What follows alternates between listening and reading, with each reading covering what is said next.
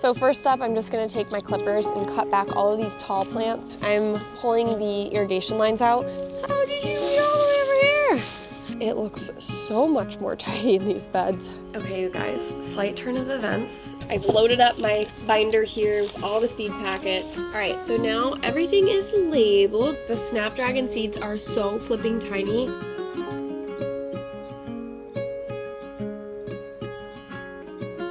Hello again and welcome back to the channel. Today is the first day on our brand new camera, which I'm really excited about. I am also using a mic, which is attached to my neckline here, so bear with me as we figure out this new audio situation. I am about to go outside and spend a little time cleaning up the raised garden beds, and it is super windy outside. Like, I'd be lying if I said I wasn't worried about trees falling over, but hopefully we'll be in the clear.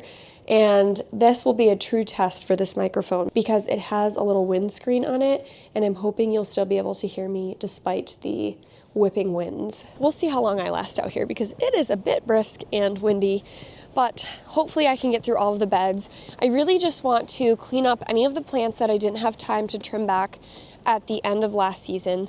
I want to pull out all of the tomato trellises that I put in the beds, and then I want to pull out the last few beds that I didn't remove the irrigation in so that all of the beds are free and clear to top with compost when we have a chance to go pick some of that up. And this year, because we have a truck, we actually can pick it up ourselves and save money on the delivery fee. We don't have to have it delivered or get it in bags, which is such a pain in the butt. So I'm very excited about that, but I have some work to do before we can actually get it. So let's see how much I can get done before I freeze my butt off. I got my gloves that go all the way up to my elbows, which hopefully will be another layer of warmth, but oh my God, my hands are already freezing. I'm such a wimp. I'm such a warm weather girl, but I do love New England. I wouldn't trade it for the world, but can't wait for the sun to shine again. So first up, I'm just gonna take my clippers and cut back all of these tall plants, and then I have some Velcro left over from last year that was holding them to the trellises, so I'm just gonna remove that. And then once the trellises are cleared off, I should be able to just lift those out. It's definitely easier to remove plants once they're dead because they're much lighter and easier to cut. I say that as I get to the base and it's like, come on, there we go. We cannot use the amount of tomatillos that these 6 or 8 plants created, so I think this year I'm just gonna plant like 2 tomatillo plants. There's the sun. Come on, warm me up. I was watching something on Instagram and this lady said, like, if you put your shoulder, or you pump your shoulders up and down, keep your hands close to your hips, you're supposed to warm up, but this isn't really working. What I like to do is when the plants kind of die back, unless they have some sort of like disease or something that I don't want to introduce back into the garden beds and the soil, I'll just cut them back and then chop them into little bits and then just let those pieces break down and kind of like turn back into nutrients in the soil. It's a method called chop and drop, and it's really nice because you don't have to like cart away a ton of garden waste.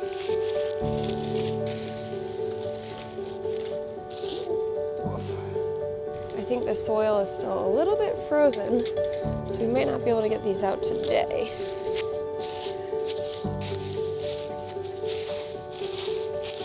Now that I've gotten like some of the big stuff pulled out, I'm pulling the irrigation lines out. We have 3 little skinny ones that go across all of the beds. I took some of them out, but I didn't take them all out. These ones were just like so buried in between all the plants that I just said, forget it, I'll deal with it in the spring. So here we are in the spring. It is much easier to spread compost on top of the beds when you don't have the irrigation in place. So I'm just gonna pull these lines up, I'll wrap them up. Then once we get all the compost in the beds, I can reinstall them. And I might actually add a 4th line this year just to make sure the plants are watered a little more evenly. I don't know for sure if that was one of our issues last year, but it doesn't hurt to try and experiment. So there we go.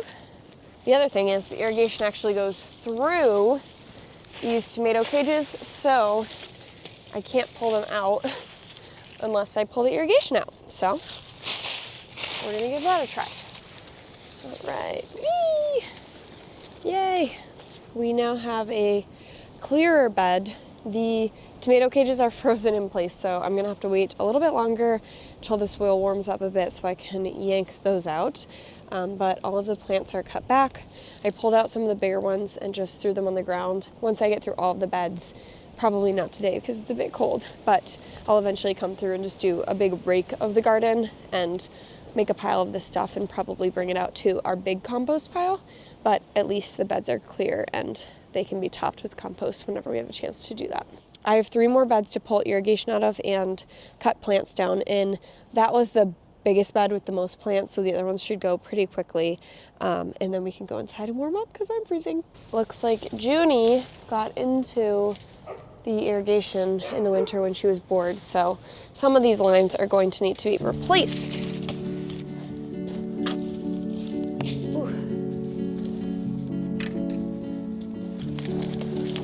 I will say, as cold as it is out here, this makes me really excited for gardening season because this is my absolute favorite place to garden. I love being out here. I come out here like 5 times a day to check on the plants. Probably more if I'm being honest. And sometimes when it's a nice day, I'll sit out here in the little bistro table and work. So that's a treat on the warm sunny days.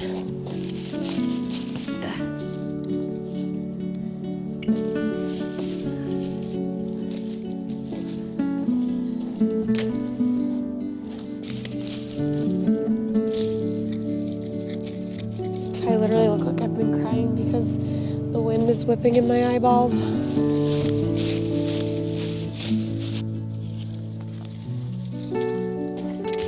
Woof.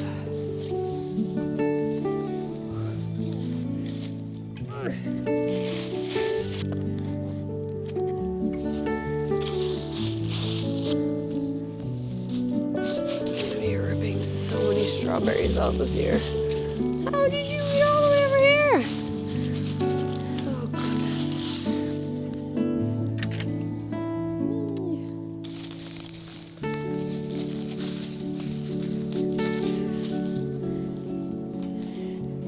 Well, I know it's not the most glamorous thing ever, but it looks so much more tidy in these beds, and I am very excited about that because now we're giving ourselves a fresh start for the spring. So I just have a whole bunch of piles on the ground. I'm not going to rake that up today because I am frozen, but we got through all the beds, chopped up anything that was left over. This bed back here is absolutely covered in strawberry plants. They have just taken over, so I'm going to have to dig some of those out and either transplant them or just kill them off so we have space to plant other stuff in this bed.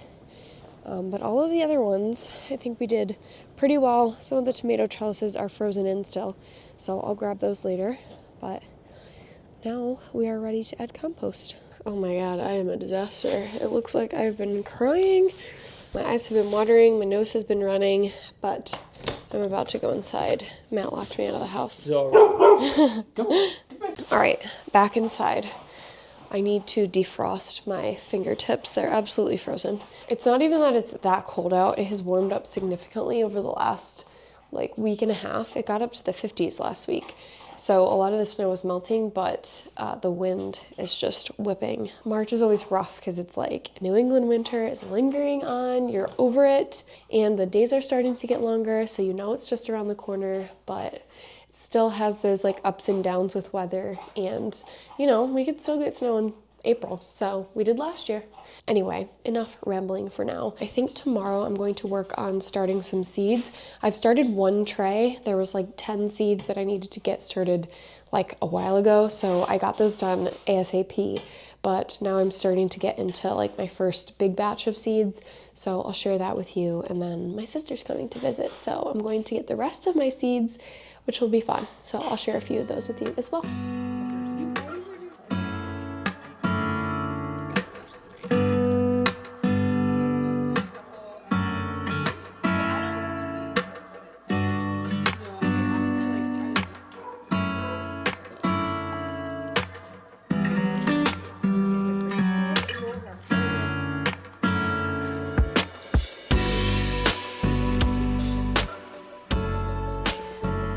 guys, slight turn of events.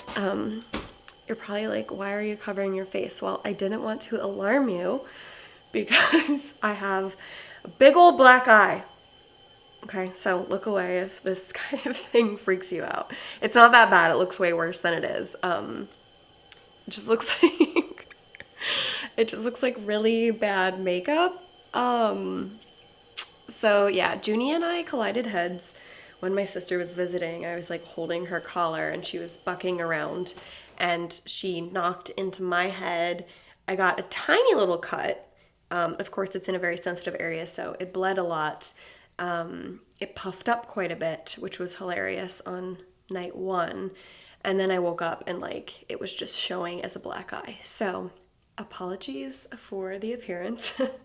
I was like, well, I could just not film, but honestly, I think it's hilarious and, you know, we've got stuff to do, so I'm not holding back. Try not to laugh too hard. I was considering doing crazy makeup on the other side to make it look even, but I don't have time for that. So I'm currently getting ready to pick up my CSA share for the week and also run to Ace Hardware to pick up the seed starter I ordered a couple weeks back. I totally forgot about it and they never called me, and then the other day I was like, wait a second, I was supposed to pick that up. So I called them and they do have it, they just forgot to call, so I'm going to go grab that and then we will work on starting some seeds.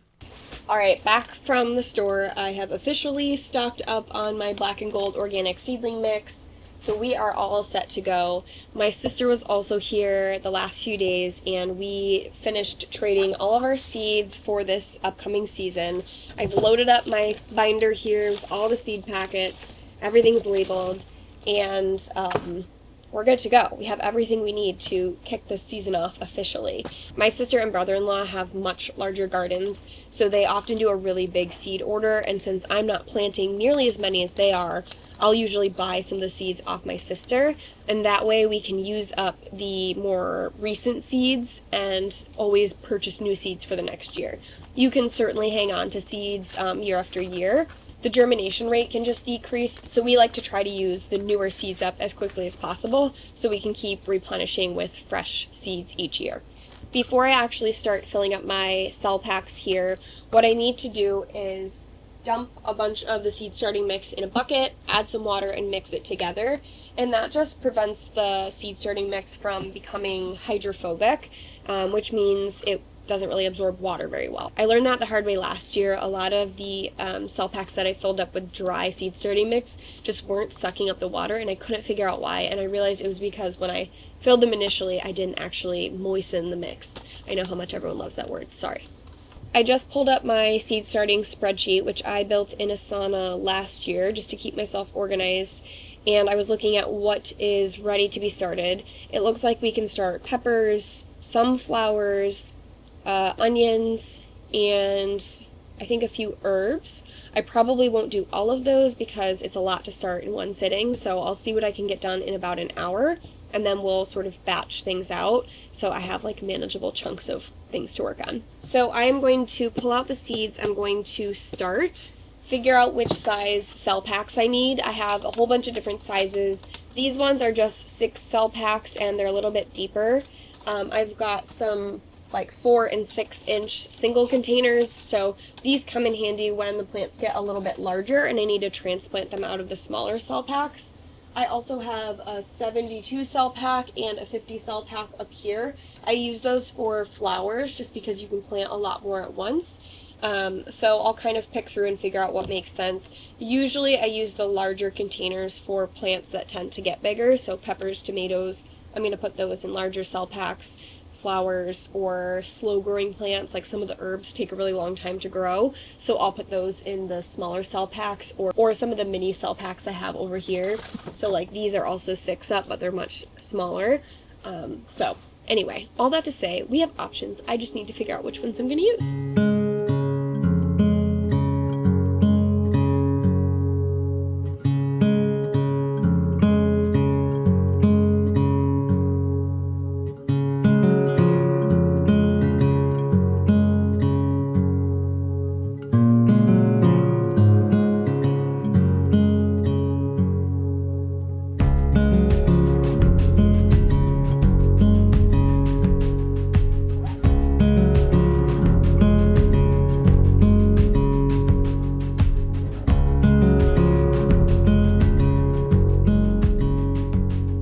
I start filling all of these up with seeds, I need to label my rows so I remember what I put where.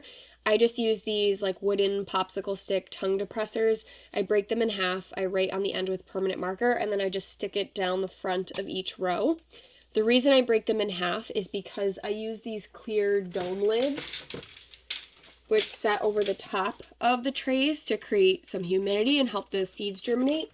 And if I don't do that and these are too tall, the lids don't sit on top properly. So that just makes sure that the lids can be seated and actually create a nice humid environment for the seeds to germinate in.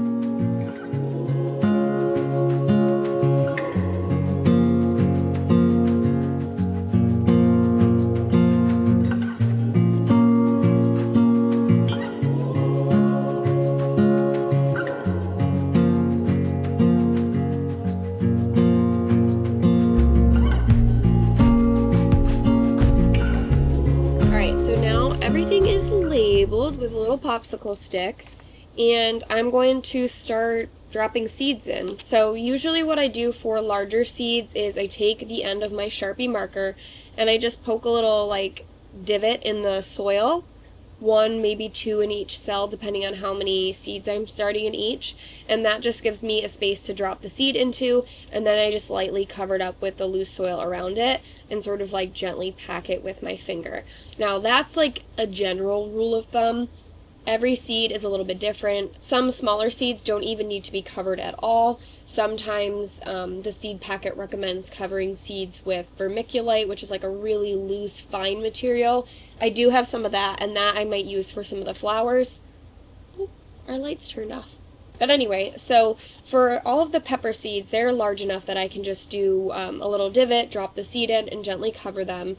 And then for some of the flower seeds, like, I'm not sure, I'll see what the snapdragons look like when I open them. Just feeling this packet, they feel pretty tiny, so I might not even need to cover those. And then some of the herbs, like definitely the cilantro, those are big enough that I can put a little divot in and cover them up. So I'll just kind of play that technique by ear depending on what I'm planting. Oftentimes I'll put 2, maybe 3 seeds even, depending on the seed, in each little cell. And that way, if one of them doesn't germinate, I at least have a backup. You don't have to do that, and for some of the bigger seeds, like when we get to starting our pumpkins and squash, I usually just do 1 per, and then once they start growing, if both of them grow or all 3 of them grow, I'll just pick the one that looks the healthiest and cut back the other 2 so that there's space for that one to grow big and strong. I'm starting with the pepper seeds first. I'm growing 6 different varieties this year. We've got Goddess sweet peppers, Flavor Burst sweet peppers, Round of Hungry sweet peppers, Shishimai, shishito peppers, early jalapeno hot peppers, and Sargento hot peppers, which are a variety of poblano. So I'm going to drop those seeds into these cell packs. I have 1 row for each variety. I'm going to add a little water to this bottom tray that these little cell packs are sitting in, so the holes in the bottom, which I don't know if you can see, will absorb the water through the base and we won't disturb the seeds from the top. I will drop a dome lid on top, and then I'm going to put this on one of the heat mats I have plugged in over here on the shelves so they can start warming up and germinating.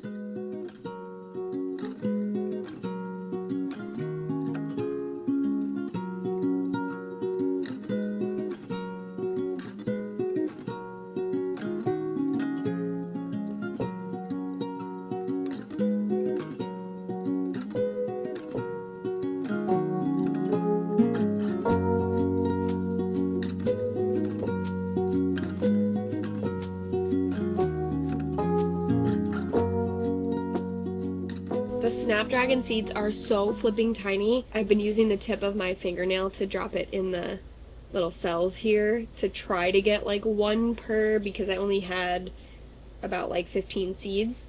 But we'll just have to see if I actually landed in the right spot. I have this little seed, I don't actually know what this is called. My sister got this for me. You can take this little plastic top off and drop a bunch of seeds in here. And then there's different hole sizes, so you can rotate this little plastic lid to reveal a certain size hole, and then you can just like tap it into the cell pack. But the 1 or the 0, which I think is the smallest size, nope, just kidding, 0 is nothing. 1, which is the smallest size, is still too big for the snapdragon seed, so I can't use this I'm just trying to go slow and not breathe too heavily.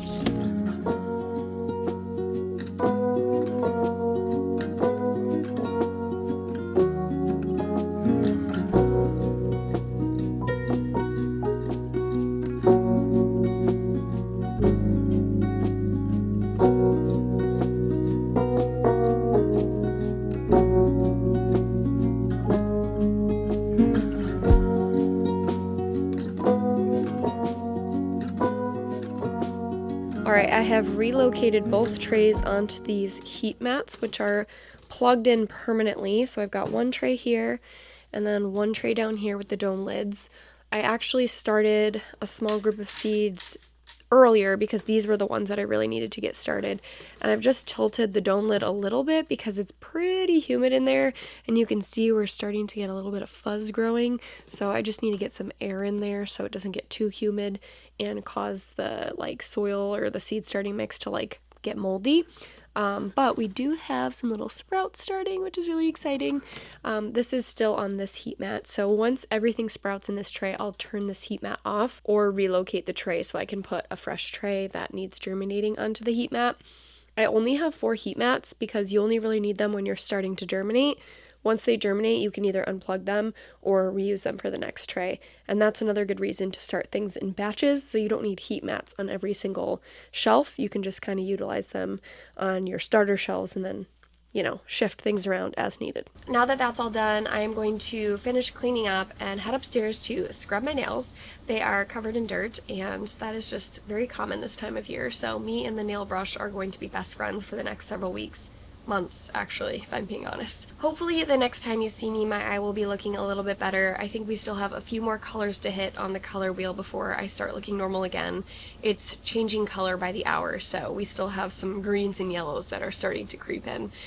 So I'm sure you'll see some of that in the next video, but hopefully it'll be looking a little bit better. If you have any questions on what we were working on, what I planted, any of the supplies I'm using, my seed starting setup, you name it, drop a comment below. Let me know if you guys are starting seeds and what you're excited about for the upcoming gardening season. If you liked the video, make sure to give it a thumbs up, hit that subscribe button, click the bell notification if you want to be notified for upcoming posts, and share this with a friend if you think it's something they'd like. Thank you so much for watching, and I will catch up with you in the next video.